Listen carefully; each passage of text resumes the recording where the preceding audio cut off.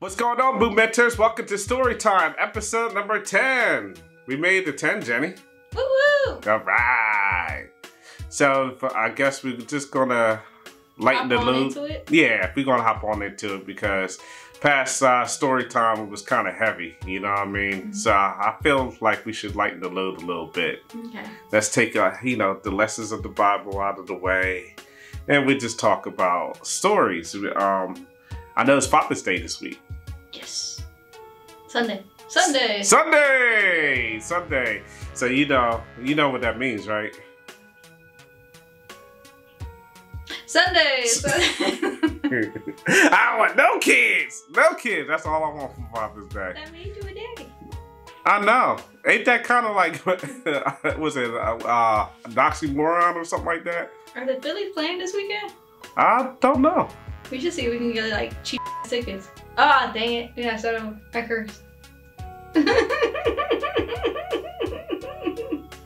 We're only 2 minutes in. I could bleep that out. Yeah, you can do that.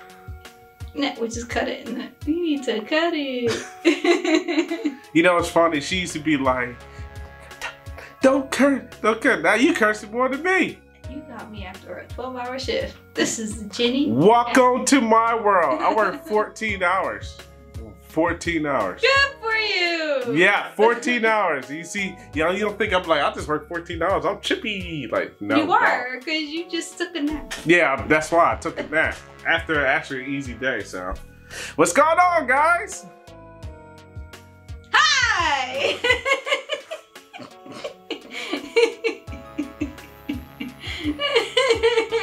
You see what I go through. You see what I go through. So we made the episode 10. 10. Aren't you happy we made the episode 10?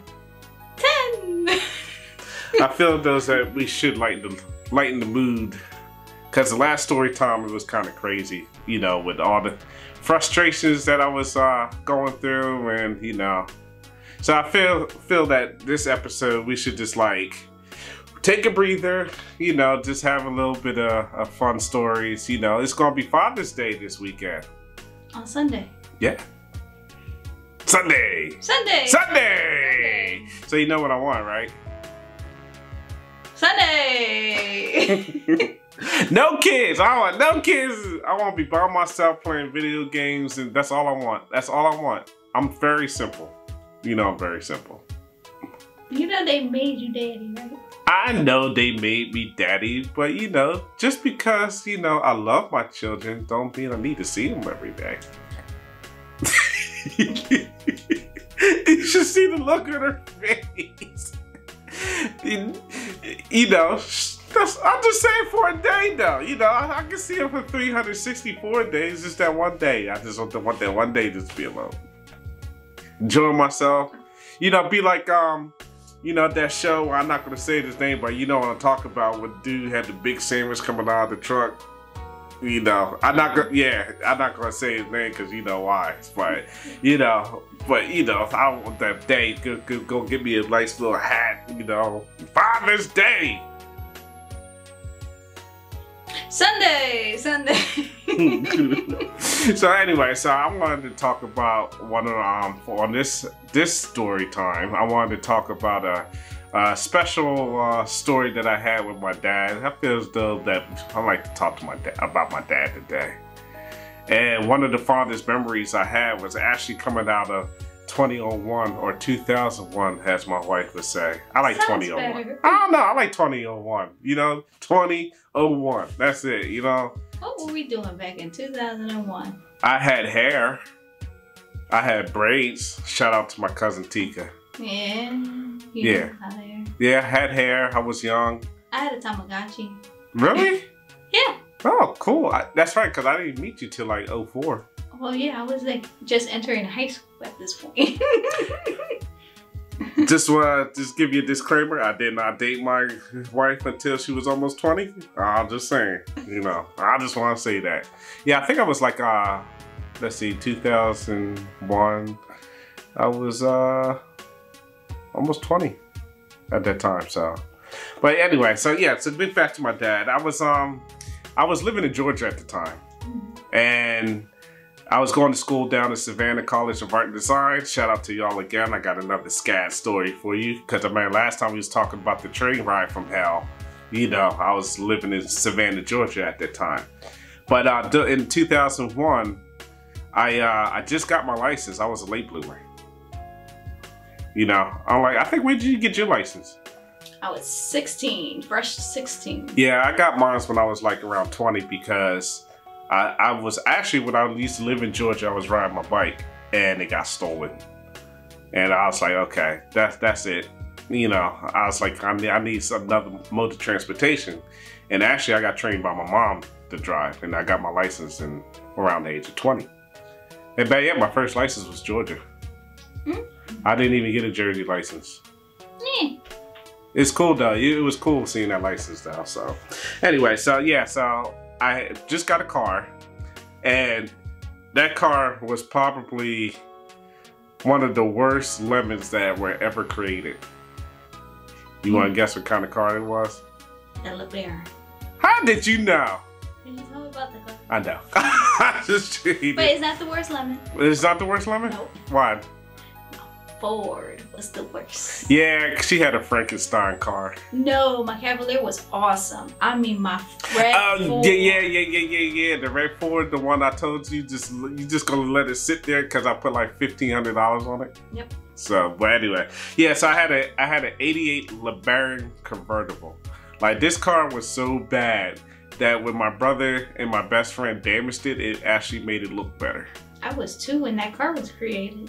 And disclaimer, like I said, I dated my girlfriend's now wife when she was around 20. Thank you very much. But yeah, it was bad.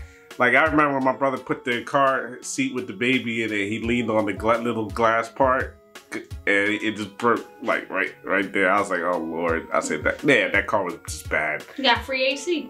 Yeah, pretty much. I'll tell you more stories about that car later, probably on another episode of Storytime. So. But so yeah, I got the car, and my dad, I don't know what happened. I believe it was like around like in the fall time. But my dad and I decided to take the car and drive it down to Georgia, since I got a car now, so I don't have to necessarily ride a bike no more. And I remember going down there. And you know, Georgia, it takes from Jersey to Georgia, it takes about a 13-hour ride. You just went recently down to Florida. Yeah. And it took you about what, 16 hours to get down there? All the way to Florida, yeah. Yeah. So it was about 13. We hit like the 13-hour mark when we hit the border of Georgia. Right. And like in Georgia, you to get to Georgia in Savannah, you had to go all the way up from like 95 from Jersey all the way down. Like, yeah, there's like signs that says that, you know, take this to go to Savannah. Right. There were signs actually that led you into Savannah if we wanted to. Shout out to Savannah too. I love that city. Me too. It's awesome. She wants to go back too. I want to live there. You know what? Probably so. We probably get a chance to go within a year. So I would like that. Yeah. So we went down there, and you know, you got to take 95 all the way down to Georgia till you get to around Puller, and you got to take the Route 16 to get up there. So it's about a 13-hour trip, and it's kind of funny because my dad always liked to go, you know, overnight, like start out overnight, because he wants to go past that DC traffic. How was that DC traffic when you went down there? Because we didn't feel any of it. Yeah, because you went there really early in the morning. Yep. Yeah, lessons to anybody. If you want to try to hit that highway all the way through DC, it's like the best way to do is hit it before DC traffic, like the rush hour, or after. Because that could be brutal, because I got stuck in there a couple times, and it was brutal getting down there, so. Nah, it was actually alright. Like, when we went, it was like literally crack of dawn. We went, and then coming back, we didn't hit any of it because it was literally at the end. Oh, okay. Yeah, okay. So my dad said, yeah, we're gonna go overnight. So we shipped out of Jersey with overnight. And it was kind of funny, like I said, it took 13 hours to get to Georgia, but it was like the way, I don't know what it was. I don't know if he was speeding or clocking, I don't know what it was, but we was making it down to Georgia in record time. Oh, we're speeding. Yeah, you know. She always laughed at me for having a heavy foot when it comes to driving, so.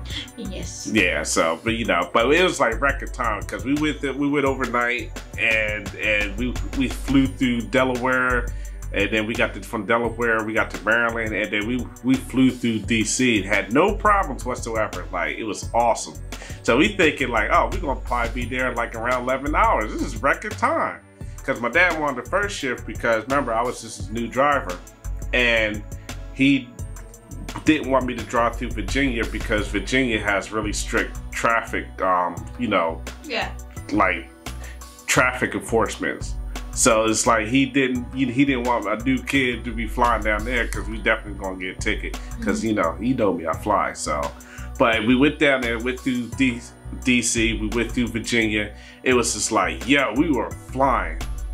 And then we got to North Carolina. And I don't know, it was just crazy because I believe it's Rocky Hill, North Carolina.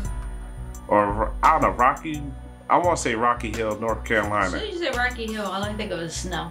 Yeah, maybe you can look it up. I think that's what it was. It's been a while since I've been down there. But as soon as we got to the border of North Carolina, it started to snow. And it was crazy. It was crazy because it was like, you know, you thinking about like we in the South, you think about all the, you know, it's heat, especially because like I didn't want to live in Georgia during the times of the break because especially in the summer break, I went back to Jersey because it was just too hot and humid down there. So, you know, so I just did not want to even deal with that heat. So you thinking it's gonna be nice and hot, you know, sunny, or even if it's raining, it's hot down there. But that particular day it snowed. And it was funny because I heard it on the radio that it was snowing, but then all of a sudden, I don't know, I think to me it looked like it turned into a blizzard out there in the fall. And it was just crazy. And all of a sudden, as soon as, like I said, we got into the North Carolina, all the traffic just slowed down because apparently, like, they couldn't handle, like, you know, because it looked like typical Jersey weather, like an inch or two. But for some reason, there was just like accidents everywhere. They didn't know how to drive through it. Like, if you really haven't seen snow, like I've seen people like in Florida when it like we're like snow. Right. Right. It feel like Armageddon's coming off a half an inch of snow while everybody in like Jersey, New York is looking at like, this ain't nothing. We ain't got coats. I know. We're like out here in shorts and t-shirts like that. Better yet, it rained today and like I wore no jacket on because I'm just used to being outside. Like it didn't feel like it was anything today. So now we know how the Canadians feel when they come down for our winters. They're like, it ain't nothing. Yeah, they probably like you say wearing shorts and stuff. Like this is warm. Like we're sitting there like this. So, but yeah, apparently they couldn't handle it over there. Well, no, they're not used to it. Right. So like accidents was happening everywhere on 95. It was crazy to the point that we went for, I think we got to a little past further south, like towards Fayetteville, and like the traffic just completely stopped. I would think so. Like, shoot. Like if they're not even used to it, and mind you, they ain't have no rock salt on the ground either. So it's like, it probably was like freaking cars on ice. Right. And I believe there was like a tractor trailer accident that happened too. So it just made matters worse. And like the you know, the cops that were out there, the highway patrol, they handled that one so wrong because it blocked like, oh, I believe it blocked like only the fast lane. But then I don't know what they were thinking. They decided to move it to the shoulder, and they couldn't move the truck through the snow. I don't know what happened, but somehow it ended up blocking all the lanes. You can see what happened. They probably tried to move it. It slid, and it just like just was a cascade of events. Because like I said, it was like probably a big old slip and slide. Right, and then like it ended up being, that whole trip ended up being a disaster. So it went from like, you know, going really fast to like dead stop. To the point like we would sit, like people were getting out their cars. It was crazy. Like people were getting out their cars, in the snow. But yeah, there was a bunch of kids. I remember there was a bunch of kids who got out the car. We was all out of the car. They was throwing the football around like in the slow lane. And that's how bad it was. And it was just like crazy. But yeah, I was talking to one person, me and my dad, we was talking to this one person, and he just bought like, I think it was like, I don't know if it was a Porsche or something. He bought a nice car. He just bought it. And we was just talking about it.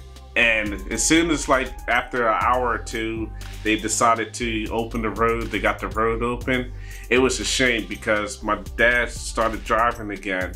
And that same car he showed me that he was talking about, really nice car, he slid on like a little sheet of ice and crashed it on the guardrail, not even a quarter of a mile later. That's a shame. I was like, wow.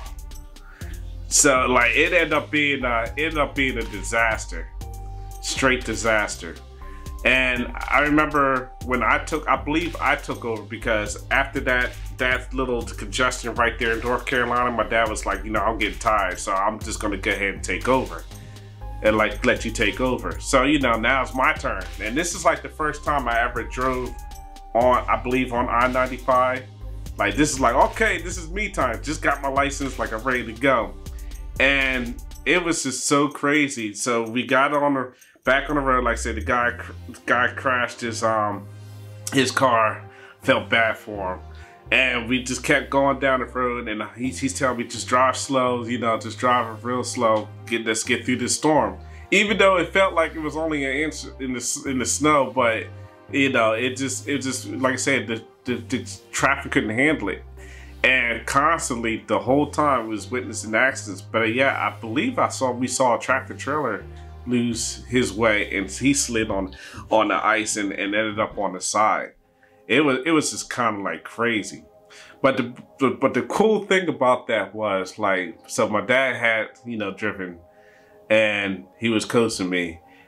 And I don't know what, I think I just got sick and tired of waiting and all the delays, because then we hit another delay past Fayetteville. I just say, you know what, screw this. Your crazy husband decided to go on an ice storm going like 80 miles an hour. So, yeah, you saw how crazy I got.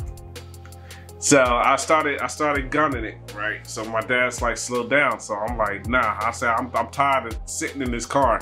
So I started gunning it. So I almost getting to like 80 miles an hour. And you know, the poor car, it was just like, it was struggling, you know, it's an 808 LeBaron. So it was like, it was struggling, and it just kept on, you know, I kept pushing it. I pushed it past its limits. I know I did. And he was like, slow down.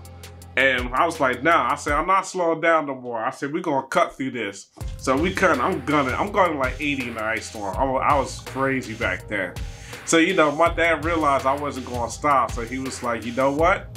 He said, if you ain't gonna listen to me, he said, I'm gonna tell you how to do this. I'm gonna tell you how to break the rules, but I'm gonna teach you how to drive through this ice.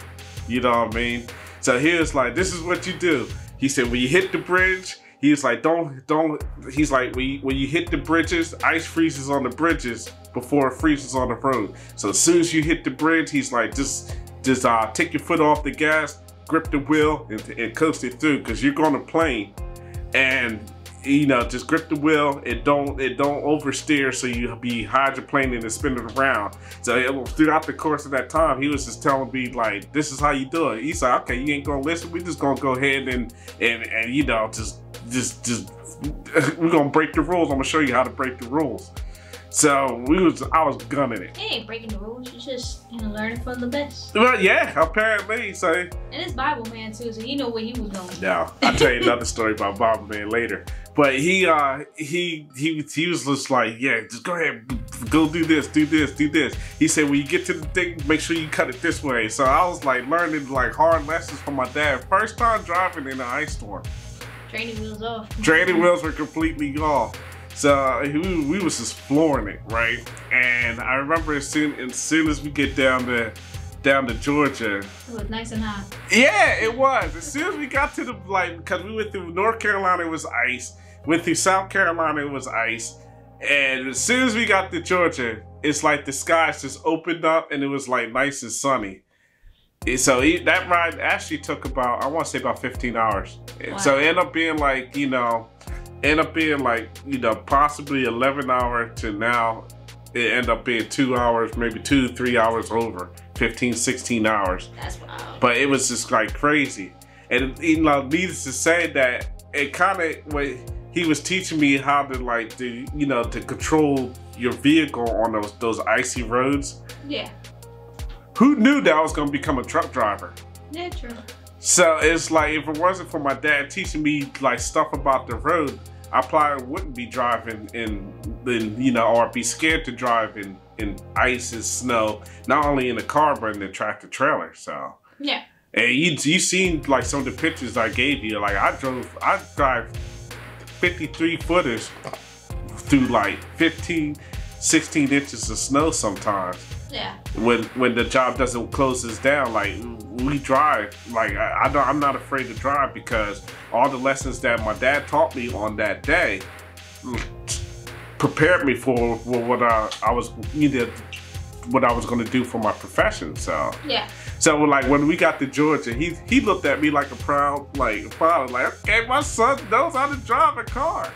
You know what I mean? He looked at me like, yeah, you got this, right? And I felt kind of proud when I got there, because first I was afraid. I was petrified.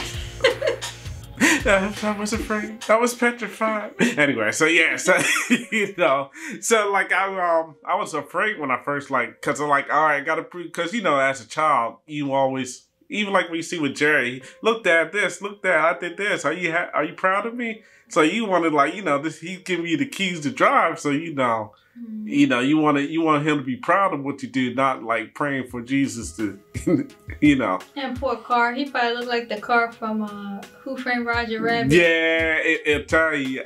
One day I should, if I find the pictures, I'll post it up, you know. But that car was a trooper, even though it was the biggest lemon probably ever created. So like yeah, we got there. And you know what's the crazy part about it too? Because I believe my dad took the train back. Yeah, I know. Yeah. Yeah, because I don't think he liked to fly. I don't think he was a big on flying. I can't remember if he took the train back. But I remember when he left and I was like, okay, I got a car. Now I got a car, you know what I mean? I don't have to ride no bikes no more. You know, the next day the car broke down. I would too. But yeah, if I'm not mistaken, the car broke down and we had to ship it back to Jersey. Back on that bike. You know how sad I was when I got back on the bike.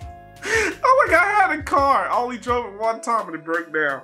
This is the way I was driving it. Well, I didn't want to, you know, I got tired of being stuck on that road. I get you. You know, just like the train story that happened I believe later that year, you know what I mean? I did not want to deal with it. I did not want to like be stuck on the road. I wanted to get out of there. So, you know, but it was funny. I told my dad next day, I called my dad, I was like, yo, you know, the car broke down. He was like, you gotta be kidding me. Gotta be kidding me. And he ended up, I believe he ended up fixing it down. We got it fixed down there and then it broke down again. And so, like, my dad, he went, and the crazy part, and this is one of the things I respect about my dad, too, was that when the car broke down, I think, like, the second or third time, because it just kept breaking down. It was done. He bought a truck, and he literally worked a 12-hour shift at his job in Jersey. And after he got his 12-hour shift done, he literally left his job, took his truck, drove all the way down to Georgia, came down to Georgia. He, you know, stayed overnight. We talked, and literally he slept a couple hours, put the car on the hitch of his truck, and he drove all the way back to Jersey. You know. And it was crazy. I'm like, dude, you just worked a 12-hour shift, and then you drove another 13 hours to pick up the car, stayed overnight, and then he drove all the way back to Jersey, another 13 hours, and then he went back to work the next day. Like, he didn't sleep at all.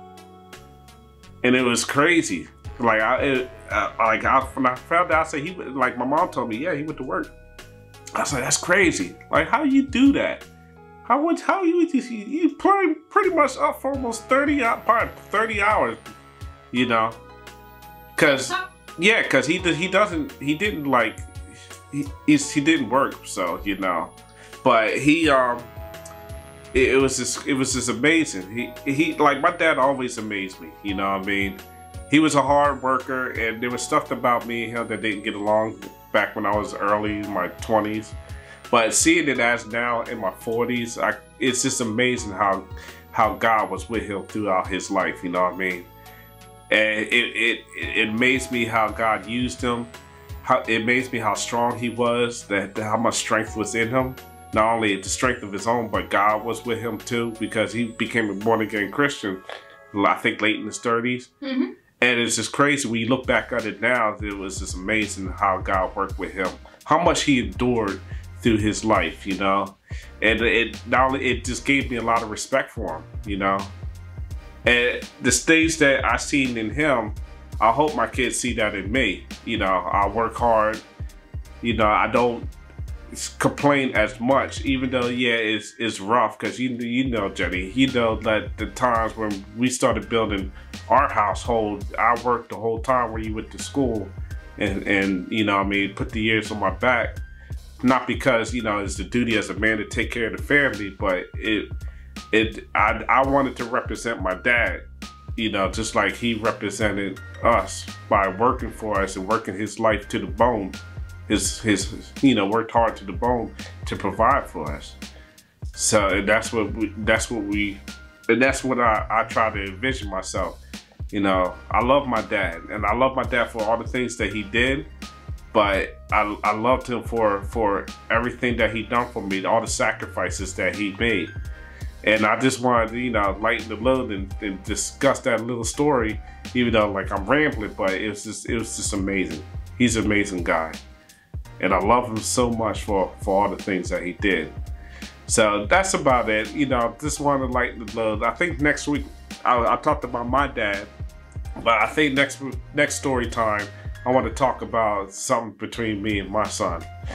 I wanted to talk about Eli, especially the birth of how he was born. That's a funny story. It was crazy, so that's about it. So I'm just gonna let it go right there. Stay tuned, stay alert, and remember, you are the movement. And tell your dad that you love him, and tell him Happy Father's Day. He would like to hear that from you. So, all right, peace.